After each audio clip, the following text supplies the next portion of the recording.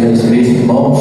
Amém. Nosso Deus possa continuar aqui nesse lugar e que nós possamos sair daqui renovados e transformados pelo poder do Espírito Santo. Amém? Vamos orar ao Senhor, pedir mais uma vez a sua bênção para que possamos realmente compreender o que Ele quer falar conosco nessa noite.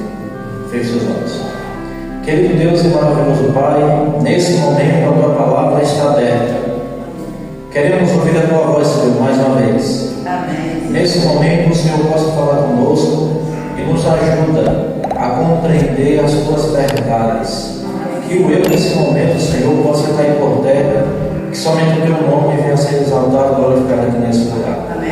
Dá-nos a Tua graça em nome de Jesus. Amém. Amados, vamos suas Bíblias no livro de Mateus, capítulo 25, por favor. Nós iremos falar sobre uma parábola e essa parábola tem algo a nos ensinar nessa noite. Deus quer falar com você através dessa mensagem. Mateus capítulo 25 vai falar sobre a parábola das 10 vidas.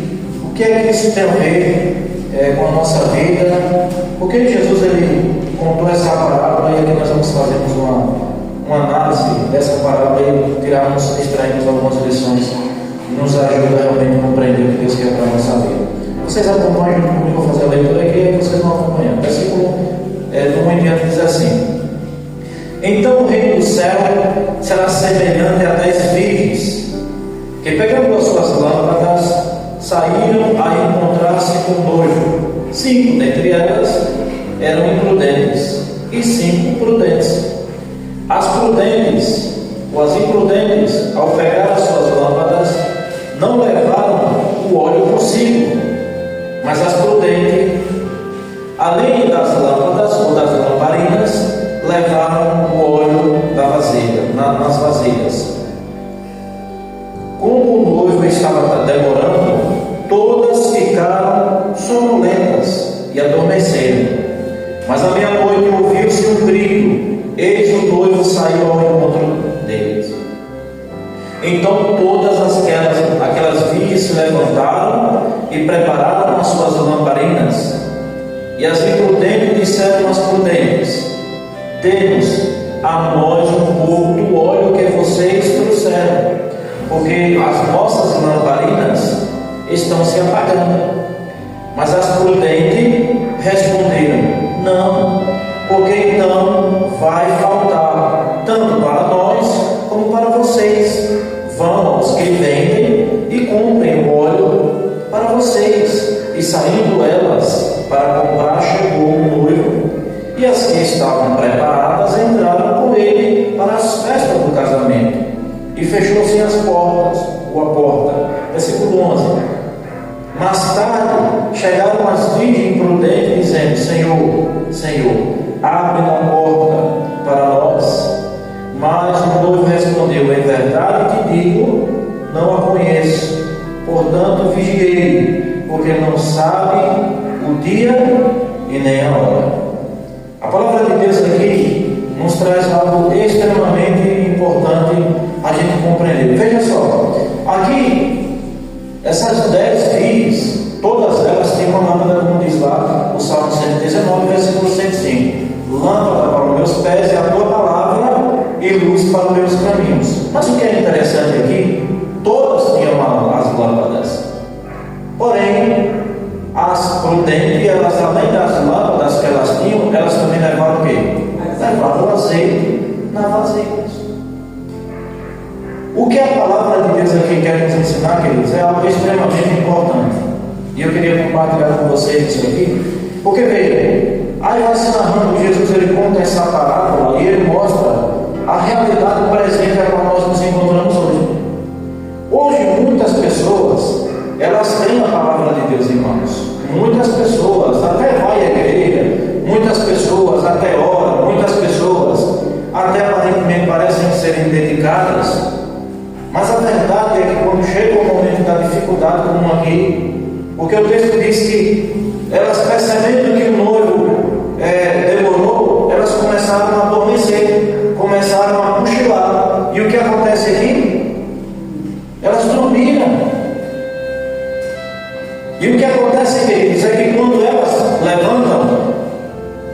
prudentes já estavam preparadas, porque elas estavam com a sua lamparina e elas tinham azeite suficiente para que pudessem passar a noite toda. Mas a imprudente não. Então, o que aqui quer nos chamar a atenção? Isso aqui é extremamente importante. Não basta a gente vir para a igreja. A gente precisa ter o Espírito Santo em nossa vida. E como é que o ser humano ele tem o Espírito Santo na sua vida? Através de um íntimo relacionamento para com Deus. Ser humano nenhum ele tem o Espírito Santo na sua vida se ele não tiver um relacionamento com Deus. O fato de ir para a igreja não significa nada. É importante, a palavra de Deus diz que não deixamos de congregar como é o costume de alguns. Mas não adianta fazermos parte de uma congregação se apenas a gente tem como se fosse um hábito. Qual é o propósito de vir para a igreja? Qual é o propósito de estarmos aqui reunidos entre irmãos? Qual o propósito de sairmos do nosso lar, da nossa casa, do nosso aconchego e vir para a igreja? Tem que ser um. Qual é o objetivo? Ter um encontro e um relacionamento com Deus. E é isso que tem acontecido com muitas pessoas espalhadas por esse mundo afora. Muitas pessoas têm até a Bíblia, muitas pessoas pregam até bem, cantam bem.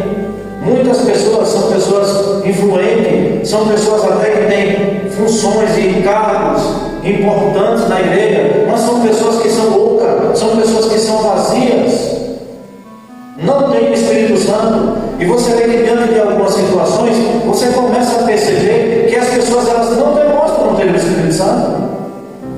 É diante da situação, de várias situações de nossa vida, que a gente demonstra realmente se Deus está ao nosso lado ou não.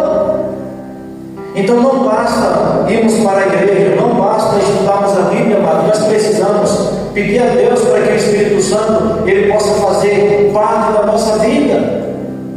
A gente precisa clamar urgentemente para que o Espírito Santo ele possa mudar o nosso ser. A gente precisa ter essa necessidade do Espírito Santo em nossa vida. Sem o Espírito Santo nós seremos igual a essas imprudentes. Do que vai adiantar vir à igreja? Do que vai adiantar você apenas ler a Bíblia e querer que outras pessoas elas aceitem a Cristo? Você pode até dar estudo bíblico, você pode até falar da palavra de Deus para muitas pessoas. E não está errado em fazer isso, mas o que o apóstolo Paulo ele nos alerta aqui é que muitas pessoas elas fazem isso e muitas das vezes elas vão ser desqualificadas. Do que adianta você ganhar um meio mundo de pessoas, mas você mesmo se perder? Do que adianta você ir ao encontro de pessoas se você mesmo precisa se encontrar? Você entendeu aí? Algumas vezes nós estamos preocupados em buscar as pessoas, algumas vezes nós estamos preocupados em resgatar as pessoas. Não está errado, mas a gente precisa entender e a gente fazer uma reflexão. Será que nós mesmos não estamos precisando ser resgatados? Será que nós mesmos não estamos precisando ser encontrados por Cristo? Judas andou 30 anos, andou 3 anos com Cristo, 3 anos e meio, o ministério de Jesus todinho, e mesmo assim ele negou a Jesus. Estar na igreja ou estar em qualquer congregação não significa que você está salvo. Porque existem muitas pessoas que estão em uma congregação, mas ainda não estão em Cristo. Você pode até fazer parte de uma denominação, você pode ir até os cultos, e pode ser que você ainda não encontrou com Jesus. Eis aqui o que essa parábola quer nos ensinar. O mais importante em tudo isso aqui não é apenas ter a lamparina, mas ter o azeite, porque ele é que faz com que a lâmpada ela permaneça acesa. Vocês percebem aí? Sem o azeite a lâmpada ela não vai funcionar. Não adianta. Sem o Espírito Santo, sem a atuação do Espírito Santo nessa congregação, sem a atuação do Espírito Santo em nossa vida, é insignificante sermos cristãos. O Espírito Santo, meus amados, é ele que faz completamente uma restauração e uma transformação em nossa vida. Amém? Amém. Unicamente ele que é capaz de mudar completamente a nossa maneira de pensar e a nossa maneira de agir. Nós estamos vivendo em um tempo, em uma época, e eu falei isso agora, pregando sábado em uma congregação, justamente sobre isso. Nós estamos vivendo em uma decadência e um declínio espiritual muito grande. É um declínio espiritual, estamos vivendo em um momento que a profecia ela está se cumprindo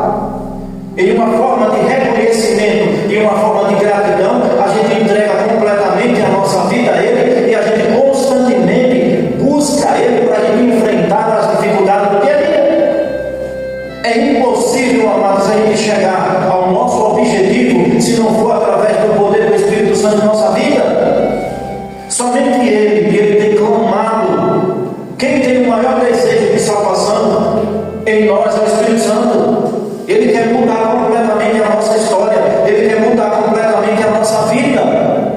E Ele quer usar todos os meios que tiver ao nosso alcance. É por isso que todos os dias, desde quando eu me levanto, eu penso e eu peço a Deus, Senhor, me usa para que a Tua palavra ela possa ser transmitida de todos os sentidos, nas redes sociais, no meu dia a dia, no conversar com alguém, no caminhar, e também sem falar nada, que as pessoas elas possam olhar para mim e elas sentirem um desejo de entregarem a vida a Jesus, sem falar nada. A gente precisa entender isso aqui. Isso aqui é algo importantíssimo. Porque não adianta, meus amados, a gente se dedicar tanto, estudar tanto a Bíblia, se de fato o Espírito Santo ele não fazer parte da nossa vida.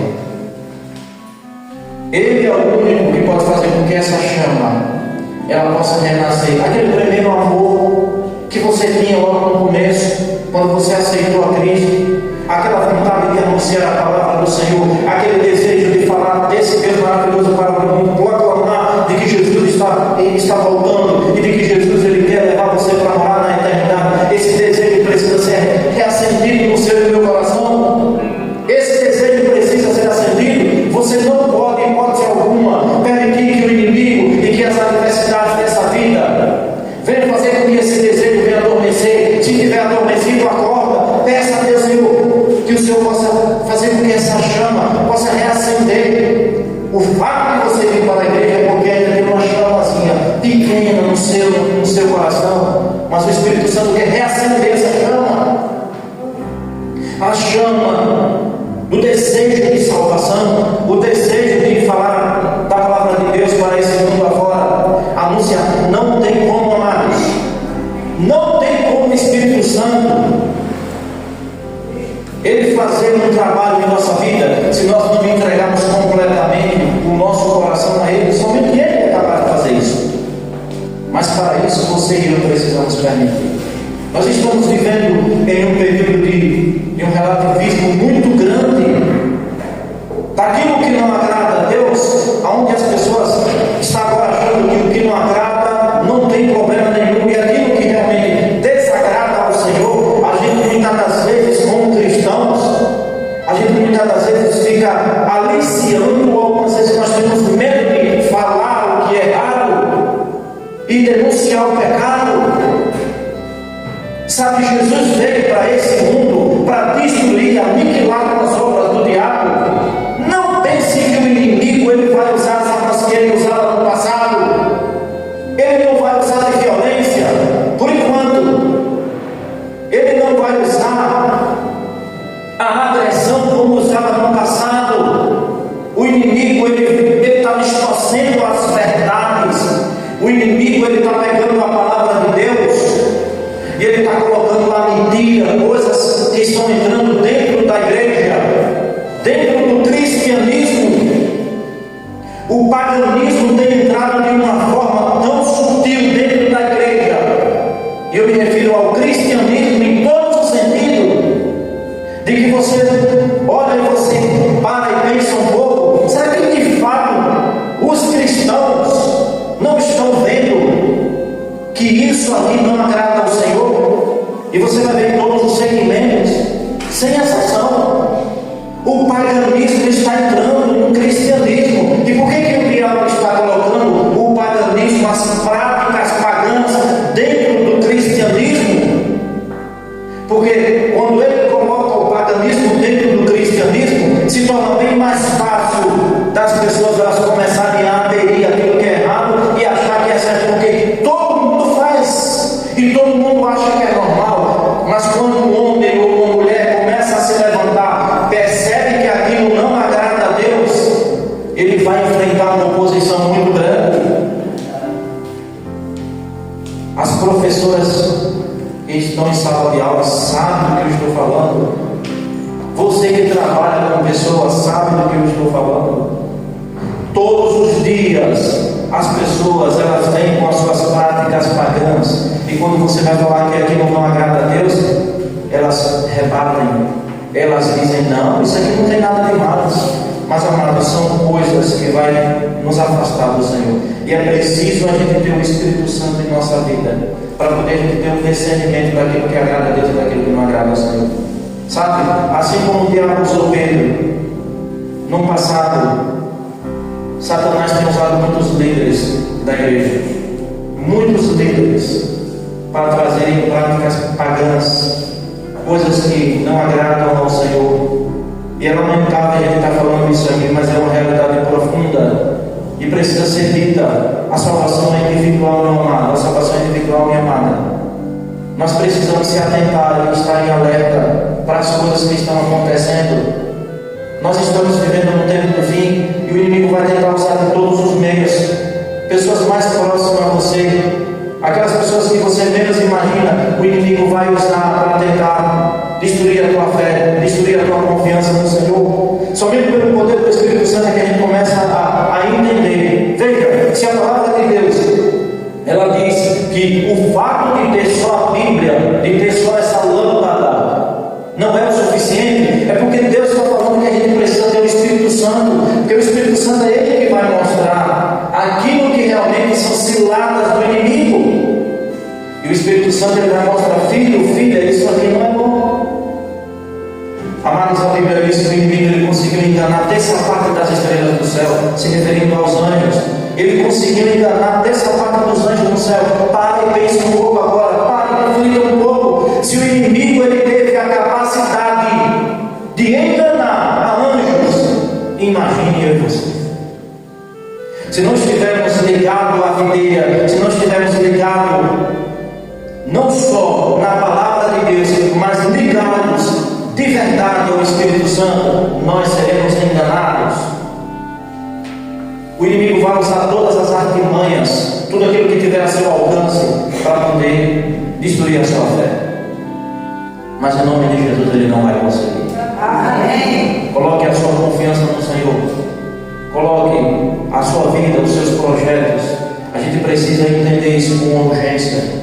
Os homens e as mulheres de Deus precisam se levantar e começar agora a falar de verdade contra o pecado, não contra as pessoas, porque as pessoas todas elas são importantes para Deus, independentemente de quem seja elas, independentemente do que elas estejam fazendo. Deus ama elas. Entenda isso.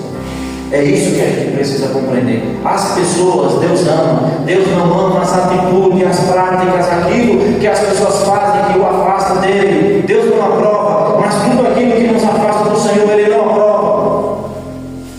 Nós estamos vivendo em um tempo, queridos, que a palavra de Deus diz que nós devemos vigiar, porque nós não sabemos nem o dia e nem a hora.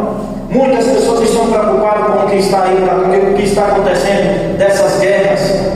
Mas a palavra de Deus não disse para a gente que a gente deveria se erguer a cabeça e se alegrar quando essas coisas estivessem acontecendo? Sim, então é isso que nós devemos fazer. Agora, você está dizendo então que eu tenho que me alegrar com a tragédia, com a morte das pessoas? É claro que não. Eu não posso me alegrar com a miséria, com as tragédias que está acontecendo com as pessoas, mas eu tenho que me alegrar com as profecias que estão se cumprindo. Muitas pessoas inocentes vai sofrer inevitavelmente, e você não vai poder resolver os problemas das pessoas. Sempre vai existir isso. Mas Jesus disse que quando essas coisas estivessem acontecendo, erguei-vos a vossa cabeça e alegrai-vos, porque eu já estou às portas. Amém? Amém? Jesus está voltando, queridos. As profecias estão se cumprindo. Mas o que é que acontece que nós, como cristãos, estamos sendo tão amados pela população? Por que nós estamos sendo amados, entre aspas? Por que as pessoas elas não vão assim de uma forma mais contundente em cima do cristianismo? Porque o cristianismo está seguindo a mesma linha do paganismo. Práticas que antigamente não se faziam, hoje se faz. Coisas que não existiam no nosso meio, hoje está existindo como se fossem coisas normais. E quando você vai perguntar para alguém, que são pessoas que têm aparentemente uma influência, um conhecimento, as pessoas dizem: nós estamos vivendo em um tempo moderno, nós estamos vivendo em um tempo onde a gente precisa se adequar à realidade do presente. E eu não consigo entender, porque a palavra de Deus diz que, o capítulo 40 de Isaías, diz que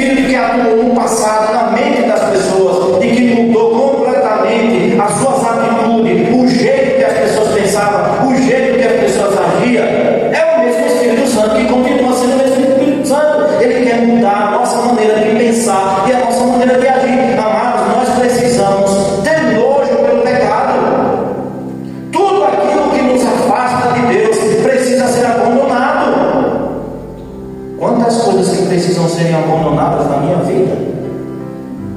Deus sabe do que eu preciso melhorar. Deus sabe as lutas diárias que eu passo. Cada um sabe da sua luta, da sua dificuldade, mas nós não podemos abandonar o desejo de termos uma vida correta diante do nosso Deus, uma vida santa, uma vida dedicada ao nosso Criador, porque Deus quer nos usar como instrumento para salvar muitas pessoas. Amém. É o que Deus quer. Mas sabe por que Deus não está conseguindo? Porque nós estamos focados tanto ainda com as coisas desta terra, a gente estamos focados com tanto ainda com os prazeres desta vida, na correria do dia a dia, para conquistar os nossos objetivos, realizar os nossos sonhos, que nós estamos esquecendo a eternidade. Queridos, entendam uma coisa agora. Preste muito bem no que eu vou dizer. A eternidade, ela começa aqui e agora. Alguns vão descansar, mas nem todos irão descansar no Senhor. Muitos vão permanecer vivos, e para você que vai permanecer vivo, a eternidade começa aqui. Entenda isso, queridos. Não fique esperando Jesus voltar para começar a eternidade, porque a eternidade começa aqui. Então, como filhos e como filhas de Deus, se eu quero viver na eternidade, eu preciso viver como um homem santo, como uma mulher santa, como uma pessoa que procura servir a Deus de acordo com a sua vontade. E o inimigo vai tentar fazer de tudo para nos afastar desse desejo de santidade. E eu digo aqui mais, não é esse desejo de um espírito fanatismo, de um espírito de que não pode fazer tudo, não pode fazer isso, não pode fazer. Não é isso que a Bíblia está dizendo. O que a Bíblia está dizendo é que a gente precisa ter um relacionamento com Deus e permitir que Deus ele possa conduzir a nossa vida. Deus ele tem que estar na direção das nossas decisões. Tudo aquilo que nós viemos fazer tem que ser feito de acordo com a sua vontade, porque quando Deus ele está conosco, aí Deus ele vai dizendo: filho, isso aqui não é bom. E quando você é um homem e uma mulher de Deus, você começa a perceber que aquilo realmente não agrada ao Senhor. E assim funciona. É o Espírito Santo que vai trabalhando e que vai nos ensinando e que vai mudando completamente os nossos hábitos, as nossas atitudes, as nossas amizades, o nosso linguajar. Quem muda é o Espírito Santo. E o inimigo tem feito de tudo, tem trabalhado de uma forma intensa para nos afastar do Senhor.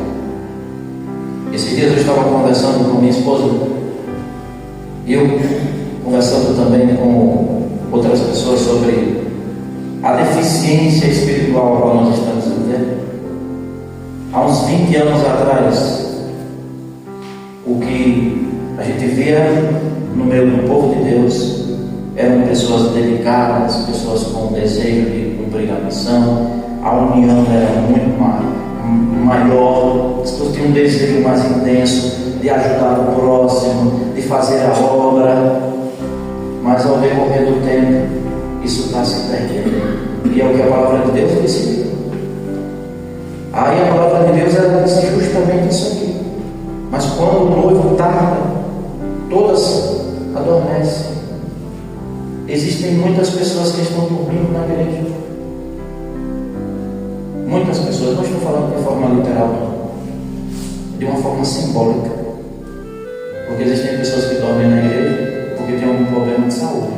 Tem pessoas, a gente conhece. Mas eu estou me referindo a uma forma espiritual. Muitas pessoas que estão aqui cantando, pregando, dão até estudo bíblico, falam de Deus para muitas pessoas, mas estão mortas espiritualmente. Como é que pode? A Bíblia, a palavra de Deus, diz aqui. Judas foi uma prova. Quanto tempo Judas não passou com Jesus? 3 anos e meio no ministério de Jesus. E Judas, ele nunca conseguiu viver, ele estava morto, sem saber, mesmo ao lado de Jesus. Existem pessoas que estão na igreja, mas ainda estão mortas. Pessoas que não conseguiram ainda viver de verdade. Porque o viver de verdade significa você andar com Deus, você viver com Deus, você depender de Deus. E é isso que a gente precisa entender. Um relacionamento com Deus faz com que a gente completamente seja mudado, seja transformado. A gente precisa clamar mais intensamente pela atuação do Espírito Santo na nossa vida. A gente precisa pedir a Deus para que Ele mude completamente a nossa história. Deus quer te usar como instrumento, Deus quer me usar como instrumento, mas basta você dar a oportunidade. Queridos, não perca a oportunidade que muitas das vezes Deus dá para você de falar do seu amor. Quantas vezes a gente tem vergonha de falar do que Deus fez, do que Deus faz? Porque muitas das vezes as pessoas, elas olham para você e muitas das vezes ela quer ver realmente se de fato você serve a esse Deus que você fala. E já parou para analisar isso aí? Quantas pessoas... Você quer ver uma história? Eu vou contar aqui uma história bem curta e rápida, bem conhecida. Pedro. Quando Pedro ele foi preso, a igreja estava intercedendo por Pedro. Logo ali, quando os cristãos começaram a serem perseguidos, Tiago havia sido morto à espada, e agora mandaram prender Pedro. E Pedro estava lá preso, destinado à morte. Mas a igreja estava intercedendo para que Pedro ele fosse liberto. Mas a história continua. Deus envia um anjo para libertar Pedro. Mas a história é bem interessante, porque quando o anjo se aproxima de Pedro, Pedro acha que é um sonho. Ele ainda acha que está dormindo, ele não entendia o que estava acontecendo. Veja, as correntes caem das mãos de Pedro, os portões se abrem, e Pedro não entendia, não estava entendendo nada, até que caiu a ficha que Deus havia enviado o seu anjo para o livrar. Agora, pasme o que eu vou falar. Quando Pedro chega lá na casa onde o pessoal está, na casa de João chamado Marcos, e quando Pedro chega na porta, e Pedro começa a chamar as pessoas para que abram a porta que ele quer entrar, uma jovem que chega até aquela porta, ela olha e ela não acredita no que está acontecendo, porque ela viu Pedro ali e ela corre e vai contar lá para os discípulos. E quando chega, pasmem, e quando aquela jovem chega e fala que Pedro está à porta, sabe qual foi a atitude daqueles discípulos? Ela está louca. Veja na história, chamaram aquela jovem de louca. Mas deixa eu fazer aqui uma pergunta para vocês e pare e pense um pouco. Mas a igreja não estava orando para que Pedro fosse liberto? E como é que agora Pedro chegou ali e eles não estavam acreditando que era Pedro? Já parou para pensar que loucura? Como é que a igreja está intercedendo por Pedro para que Deus livre Pedro? Deus livra Pedro, e quando Pedro chega lá, o povo não acredita que é Pedro. Que igreja é essa, amados? Que ora? Mas quando Deus age, não acredita no agir de Deus, não acredita no milagre de Deus. Isso demonstra que a igreja tem orado, mas a igreja não tem confiado no que Deus tem feito. E isso é lamentável. As pessoas até têm orado, as pessoas até têm estudado a Bíblia, mas quando vê o agir de Deus, as pessoas não acham que ainda é Deus, não. Tem algo errado aí. Mas se você clamou por aquilo, você parou para pensar a loucura espiritual que as pessoas estão vivendo, clamando, mas quando Deus atua, as pessoas elas começam a desacreditar, ou acontece o contrário. E esse dia eu estava conversando com um jovem, eu falei com um jovem, e tem uma moça que está passando por um problema de saúde, e ele disse: eu acredito que ela vai ser curada. Eu falei: tem cuidado, porque ela pode ser curada e pode ser que ela não seja curada, e a gente tem que estar preparado para isso. Mas a oração tem poder, a oração tem poder, mas quem age é Deus. Eu não posso determinar que aquela mulher vai ser curada, que aquele homem vai ser curado. Se Deus quiser, aí vai ser curado. Amém. O agir é de Deus. Você ora, e se Deus não quiser realizar um milagre, e aí você vai questionar? Deus vai deixar de ser Deus? Claro que não vai deixar de ser Deus. Mas você está preparado para ouvir o nome do Senhor? Você está preparado para quando você orar e a sua oração você não for respondido? É isso que a gente precisa entender. Ter confiança em Deus, independentemente se a resposta é sim ou se a resposta é não. A gente precisa confiar que Deus está no controle de toda e qualquer situação. Amém? Amém. Não importa qual seja a situação, Deus ele está no controle. Deus está no controle. Não importa qual seja a circunstância, não importa qual seja a sua luta, você e eu precisamos compreender que Deus ele está no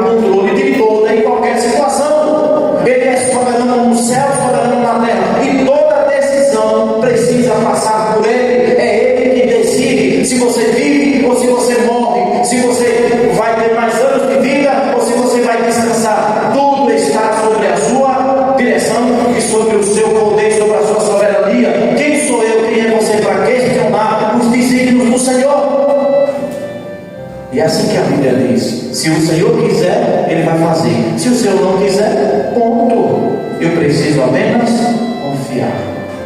E para que isso aconteça, eu quero ler mais um texto e finalizar aqui. Para isso acontecer, para que isso aconteça em nossa vida, a gente precisa ter um relacionamento com Deus. Eu queria ler um texto aqui. Queria ler um texto com vocês. Livro de Efésios, por favor. Efésios capítulo 5. Livro de Efésios. Efésios capítulo 5 tem um texto muito poderoso. Efésios capítulo 5.